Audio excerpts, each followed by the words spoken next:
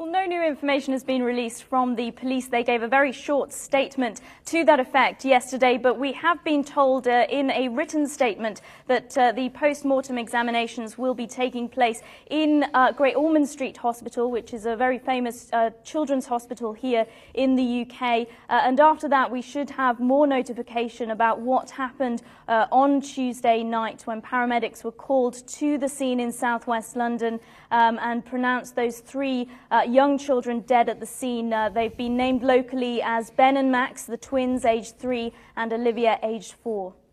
Natalie, what do we know about the father, who I understand was out the country at the time, by the name of Gary Clarence? Has he arrived back? Well, according to reports, Gary Clarence was indeed in his native South Africa at the time.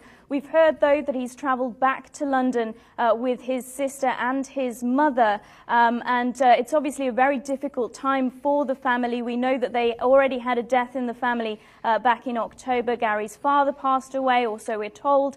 They are very much grieving for the loss of these three very young children who suffered from a genetic disorder that affected their muscular abilities. Natalie, give us a sense, if possible, what the neighbours are saying about this family. They're relatively new to the neighbourhood. Any of the neighbours talking and giving us their opinions about the family? What we're hearing is, yes, they are relatively new to the neighbourhood. They moved in, we're told, about a year ago. But there does seem to be a big sense of community in the New Malden area of southwest London. All of the neighbours are saying what a lovely family they were, a decent couple, and how doting on their children they were. They've said that there were always toys in the house whenever they went to visit, toys in the garden. Despite these disabilities that were obviously very difficult and must have been very difficult to cope with, they seemed like a very strong family unit. And in fact, this has come out further in reports from the father, with friends saying that the father would never have gone to South Africa if he'd have thought that there was any chance that the mother was unable to cope. It must be noted, though, that we haven't had confirmation from the police that it is indeed the mother that has been taken into custody for questioning. But locally, it has been said that it is indeed her. She is 42 years old. We know that there's a 42-year-old woman being questioned by police over this. And of course, there's been no sighting of the mother since Tuesday night. Very important to note that, quite right, Natalie. A final question to you. It's obviously very big over here in South Africa because of the link to South Africa with the family. How big is this with the UK media?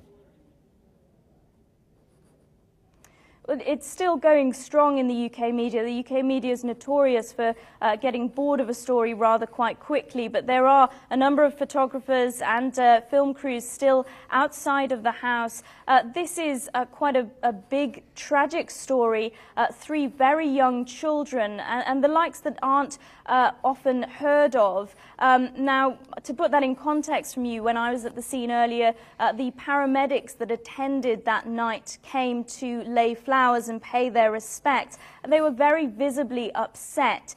So I think that goes to show how unusual this situation is, that paramedics must see all sorts of manner of things and yet are visibly upset given that they went to the house and pronounced dead the 3-year-old twins and the 4-year-old daughter at the scene. It must be very difficult for everybody involved, including the family, to deal with.